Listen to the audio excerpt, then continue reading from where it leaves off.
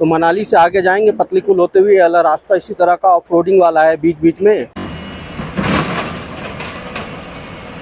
JCB machine लगी हुई है, ट्रकें लगे हुए हैं, नदी से पत्थर भर भर के ट्रकों में डाल रहे हैं और फिर रोड को जल्दी से जल्दी रिपेयर करने की कोशिश कर रहे हैं कुल्लू मनाली वाले हाईवे। इस वॉल्वो बस की हालत देखिए, पता चल जाएगा ऑल्टो कार क्या हालत हो रखा है, माचिस के डब्बे की तरह हो रखा है। गाड़ियाँ ऐसे ही रुक रुक के अटक अटक के चल रही हैं और आगे काम चला हुआ है, जेसीबी मशीन लगी हुई है।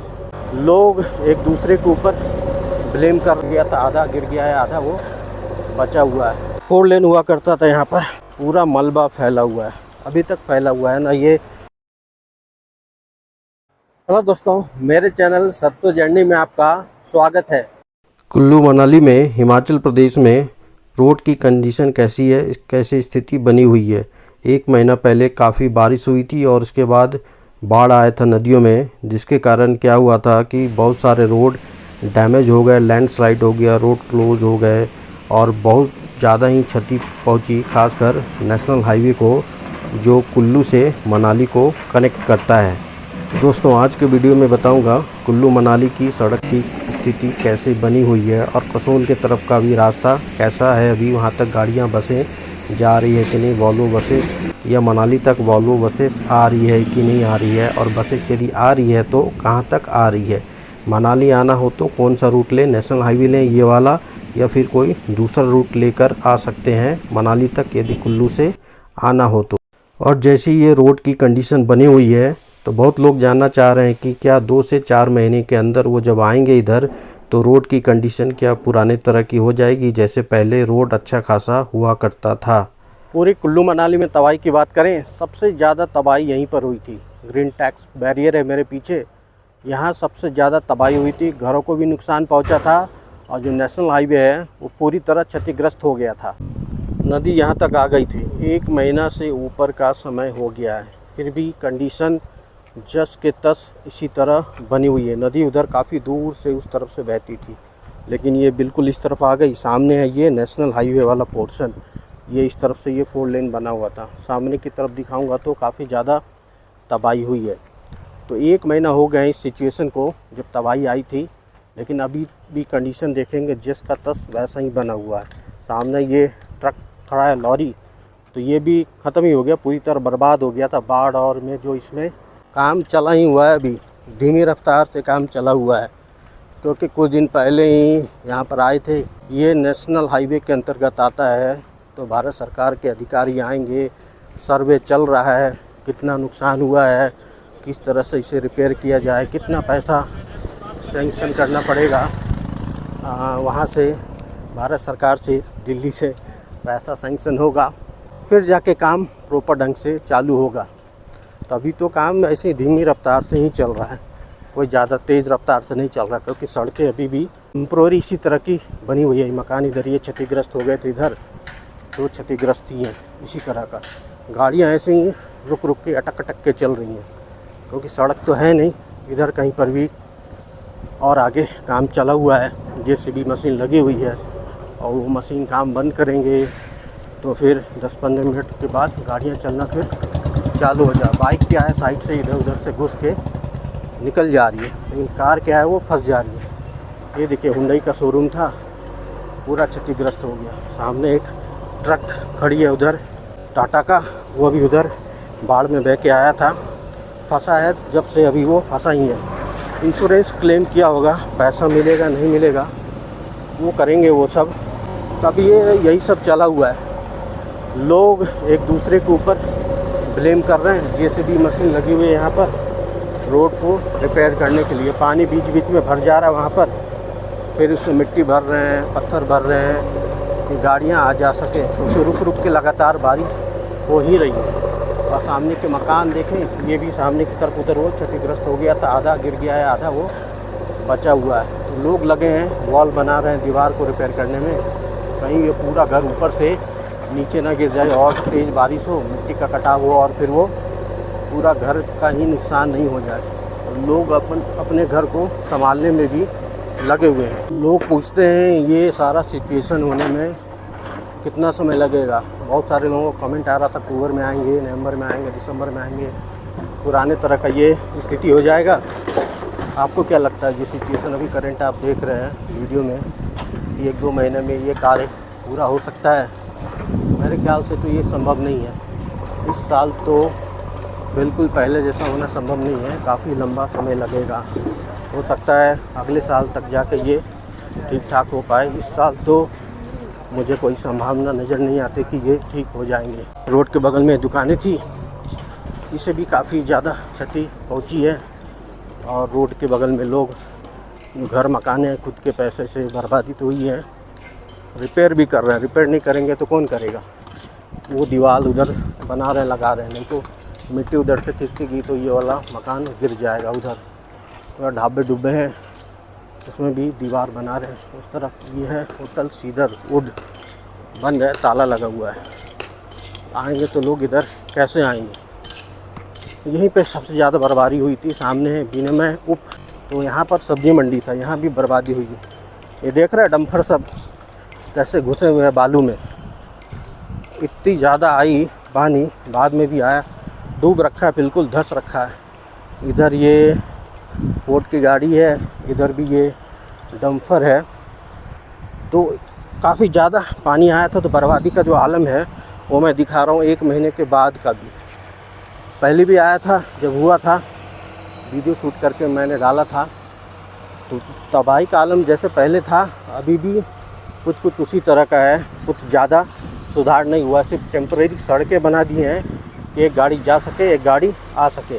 4 लेन हुआ करता था, यहाँ पर पूरा मलबा फैला हुआ है, अभी तक फैला हुआ है। ना ये फल और सब्जी मंडी सही से ठीक हो पाई है, ना ये सड़क ठीक हो पाई है। इसमें तो करोड़ों का नुकसान हुआ और बारिश लगातार हो ही रही है पूरे हिमाचल में। शिमला के पास भी नुकसान हो रहा है, उस तरफ दूसरी जगह भी हो रहा है, धर्मशाला की तरफ भी हो रहा है, किन्नौर की तरफ भी हो रहा है। तो नुकसान तो काफ़ी बड़े पैमाने पे हो रखा है सभी तरफ। जेसीबी मशीन लगी हुई है काम करने के लिए, रिपेयर ये होटल वाले ने लगवा रखा है। उस तरफ कि उसका होटल इधर एक पार्ट गिर गया था, वो ना गिर जाए। तो काम तो चला हुआ है, ऐसा नहीं है काम नहीं चला हुआ है। लेकिन जितने बड़े पैमाने पे ये सारी तबाही हुई तो काफ़ी जल्दी तो नहीं लगता वो ठीक हो जाएगा। जैसा मंजर है, नज़ारा है, बहुत पहले ट्रक यहाँ पड़ी हुई थी बह के, अभी भी ये इसी तरह पड़ी। आगे दिखाऊंगा, एक वॉल्वो बस थी, वो भी बह रखी थी, फंसी हुई है। तो वो बिल्कुल इसी तरह फंसी ही हुई है। इधर पानी बह रही है, नाले जैसा बन गया इस तरफ। तो स्थिति तो ऐसे ही है, मलबा पड़ा है तो पड़ा ही है, हट नहीं पाया। पहले रोड ही चालू करे टेम्प्रोरी जो है, फिर इसके बारे में सोचेंगे। गाड़ियों का मलबा है, अलग अलग छप्पर है, टीन है, गाड़ी की चेचिस है। ऊपर देखेंगे तो वो कार के टायर नज़र आ रहे होंगे, उल्टे होके पड़े हुए हैं। सोचिए इस कार का क्या कंडीशन कर दिया इस बाढ़ और बारिश में। उधर वो ग्राम पंचायत सालीन है, बच गया फ़िलहाल वो। सामने मैं वॉल्वो बस की बात कर रहा था, यही है वो वॉल्वो बस जो पूरी तरह क्षतिग्रस्त हो गया था। इस वॉल्वो बस की हालत देखिए, पता चल जाएगा ऑल्टो कार क्या हालत हो रखा है, माचिस के डब्बे की तरह हो रखा है, ख़त्म हो रखा है बिल्कुल। वॉल्वो बस देखिए, इतनी बड़ी बस है तो ये हालत हो रखी है वॉल्वो बस की यहाँ पर। तो 1 महीने के बाद भी सिचुएशन दिखा रहा हूँ। लोग सोच रहे हैं 1-2 महीने में आएंगे तो ठीक हो जाएगा, थोड़ा बहुत हानि हुआ होगा, क्षति हुआ होगा। लेकिन यहाँ पे काफ़ी बड़े पैमाने पे हानि हुआ है, क्षति हुआ है हर चीज़ को, घर, मकान, गाड़ियाँ। पीछे का पोर्शन देखिए इस बस का, सिर्फ चेचिस से नज़र आ रहा है और कुछ भी नज़र नहीं आ रहा है। तो इन सब चीज़ों को सही होने में काफ़ी लंबा समय लगेगा। चुटकी बजाते हुए सोचते हैं लोग ठीक हो जाएगा। जो यहाँ पे है, ग्राउंड पे हैं, दिखा रहा हूँ मैं ग्राउंड की स्थिति क्या है। 1 महीने के बाद भी इस बात से अंदाज़ा लगाइए इस चीज़ को सही होने में। यहाँ से नहीं, कुल्लू से लेके मनाली तक 40 किलोमीटर का एरिया है और बीच बीच में काफ़ी जगह 10 से 15 जगह रोड ही बह गया। जैसे ये इस तरह का कट के बह गया। अब सोचिए 1 किलोमीटर हाईवे बनाने में करोड़ों रुपये लगते हैं, मैन पावर लगता है, हर चीज़ लगती है। ऐसी स्थिति हो रखी है। ट्रक लगे हुए हैं, इधर जेसीबी मशीन लगी हुई है पत्थर मिट्टी निकालने में, रोड को भरने में। तो काम तो चला ही हुआ है, ऐसा नहीं है कि काम नहीं चला हुआ है। तो अभी तो यहाँ की स्थिति ऐसी ही बनी हुई है रोड की कंडीशन की, कुल्लू मनाली की। उधर से थोड़े ऊपर की तरफ आया हूँ जहाँ रोड थोड़ा बहुत सही है, सामने इनोवा है। इधर आधे रोड सही हैं, आधे रोड कट के नदी में बह गए। मतलब जो बचा है उसी पे काम चला हुआ है, लोग आ जा रहे हैं। जो नहीं है उसकी तो बात ही क्या कहना, कुछ नहीं कह सकते। इधर छोटा हाथी सबसे छोटा वाला, एक उस तरफ एक इस तरफ, दोनों एकदम बगल में खड़े हैं, चिपक रखे हैं। पूरी तरह डैमेज हो रखा है, सिचुएशन जैसा था वैसा ही बना हुआ है। दिल्ली से यदि मनाली पहुंचना है तो दिल्ली से सीधी बस मनाली के लिए तो नहीं आ रही है, ना ही ना कसोल के लिए भी जा रही है। तो बसें आ रही है सिर्फ कुल्लू तक, और मनाली वाली जो बस है वो सिर्फ रायसन तक आ रही है। रायसन पहुंचने के बाद वहां से टैक्सी लेना पड़ेगा डायरेक्ट मनाली के लिए, या फिर बस ले सकते हैं। तो बस पतली कुल तक जाती है, सीधी बस भी मिल जाती है मनाली के लिए, या फिर पतली कुल पहुंचकर वहां से बस चेंज करना पड़ेगा। मतलब जो भी सरकारी और प्राइवेट बसेस मिले, फिर वहां से आप मनाली पहुंच सकते हैं। लेकिन सिर्फ रायसन से आपको मनाली पहुंचने में 2.5 से 3 घंटे का समय लग जाता है। और रायसन से यदि टैक्सी लेंगे तो टैक्सी वाले 2 से 2,500 रुपये चार्ज करते हैं, ऑल्टो टैक्सी वाले रायसन से मनाली तक के लिए। एक दूसरा रूट जो खुला है, पतली कुल से नगर जाएंगे, नगर से होते हुए मनाली आएंगे, तो ये सिंगल रूट हाईवे है। तो ये फ़िलहाल ठीक ठाक रास्ता है, लेकिन इसमें गाड़ियों का ट्रैफिक जाम काफ़ी ज़्यादा लगता है, क्योंकि सिंगल लेन है, उसी एक लेन से गाड़ी जाती है, एक लेन से गाड़ी आती है। बीच में कोई गाड़ी ख़राब हो जाए, कहीं कुछ हो जाए तो लंबा जाम देखने को मिलता है।